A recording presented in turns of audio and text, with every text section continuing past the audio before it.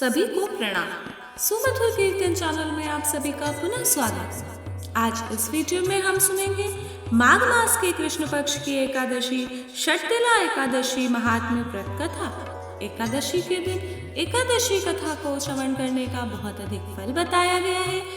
आप भी इस कथा को प्रेम पूर्वक श्रवण करिए और आगे भी शेयर करिए, जिससे कथा श्रवण का लाभ हर किसी को प्राप्त हो सके। तो चलिए प्रेम पूर्वक सुनते हैं मास माघ के कृष्ण पक्ष की एकादशी षटतिला एकादशी महात्म्य व्रत कथा। प्रेम से बोलिए कृष्ण कन्हैया लाल की जय। एकादशी मैया की जय। श्री हरि भगवान की जय। लक्ष्मी मैया की जय। एक समय दालंब ऋषि ने पुलस्त्य ऋषि से पूछा, हे मुनीश्वर, मनुष्य मृत्युलोक में पाप करते हैं और दूसरों के धन की चोरी करते हैं तथा दूसरे की उन्नति देखकर ईर्ष्या आदि करते हैं, परंतु फिर भी उनको नरक प्राप्त नहीं होता, सो क्या कारण है? वह न जाने कौन सा अल्पदान या अल्प परिश्रम करते हैं जिससे उनके पाप नष्ट हो जाते हैं। यह सब आप कृपा पूर्वक कहिए। इस पर पुलस्त्य महात्मा बोले, हे मुनि, आपने मुझसे अत्यंत गंभीर प्रश्न पूछा है। इससे संसारी जनों को बहुत लाभ होगा। इसको इत्र आदि देव भी नहीं जानते, परंतु मैं आपको यह गुप्त भेद अवश्य ही बताता हूँ। माघ मास के आने पर मनुष्य को स्नान आदि से शुद्ध रहना चाहिए और इंद्रियों को वश में करके तथा काम, क्रोध, लोभ, मोह, ईर्ष्या, अभिमान आदि का स्मरण नहीं करना चाहिए। उसको हाथ पैर धोकर पुष्य नक्षत्र में गोबर, कपास, तिल मिलाकर उपले बनाना चाहिए। उन कंडों से 108 बार हवन करें और यदि उस दिन मूल नक्षत्र हो और द्वादशी हो तो नियम से रहें। स्नान आदि नित्य क्रिया से शुद्ध होकर भगवान का पूजन कीर्तन करना चाहिए। एकादशी के दिन व्रत करें और रात्रि को जागरण तथा हवन करें। उसके दूसरे दिन धूप दीप नैवेद्य से भगवान का पूजन करें और खिचड़ी का भोग लगाना चाहिए। उस दिन कृष्ण भगवान का पूजन करना चाहिए। उनको पेठा, नारियल, सीताफल या सुपारी सहित अर्घ देना चाहिए और फिर उनकी स्तुति इस प्रकार करनी चाहिए, हे भगवान, आप अशरणों को शरण देने वाले हैं। आप संसार में डूबे हुए का उद्धार करने वाले हैं। हे पुंडरीकाक्ष, हे कमल नेत्रधारी, हे विष्णु भगवान, हे जगत गुरु, आप लक्ष्मी जी सहित मेरे इस तुच्छ अर्घ को स्वीकार कीजिए। इसके पश्चात ब्राह्मण को तिल का दान करना चाहिए।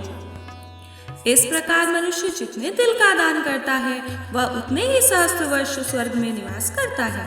पहला तिल स्नान, दूसरा तिल का उद्घटन, तीसरा तिलोदक, चौथा तिल का हवन और पांचवा तिल का भोजन, छठा तिल का दान। यह षटतिला कहलाता है। इससे अनेक प्रकार के पाप दूर हो जाते हैं। एक दिन नारद ऋषि बोले, हे भगवान, आपको नमस्कार है। इस षटतिला एकादशी को क्या पुण्य होता है और उनकी क्या कथा है, सो कृपा पूर्वक कहिए। श्री कृष्ण भगवान बोले, हे नारद, मैं तुमसे आंखों देखी सत्य घटना कहता हूँ, ध्यान पूर्वक सुनो। प्राचीन समय में मृत्युलोक में एक ब्राह्मणी रहती थी।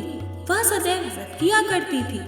एक समय वह 1 माह तक व्रत करती रही। इससे उसका शरीर अत्यंत दुर्बल हो गया। वह अत्यंत बुद्धिमान थी, परंतु फिर भी उसने कभी भी देवताओं तथा व्रतों से अपना मन अस्थिर नहीं किया।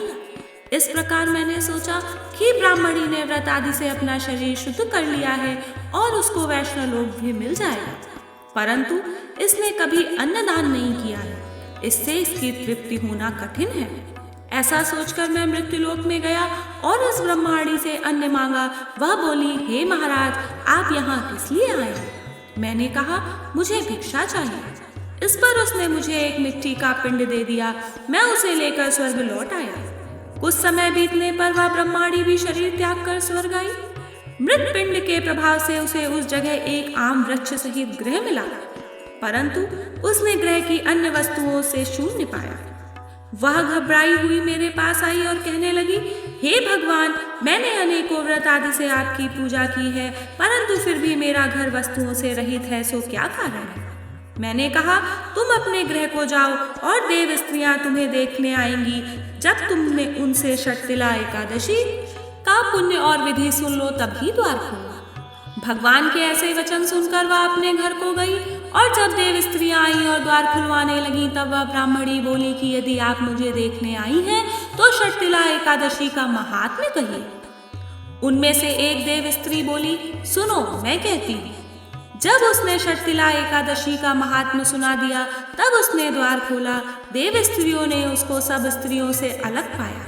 उस ब्राह्मणी ने भी देव स्त्रियों के कहे अनुसार षटतिला एकादशी का व्रत किया और इसके प्रभाव से उसका गृह धन धान्य से भरपूर हो गया।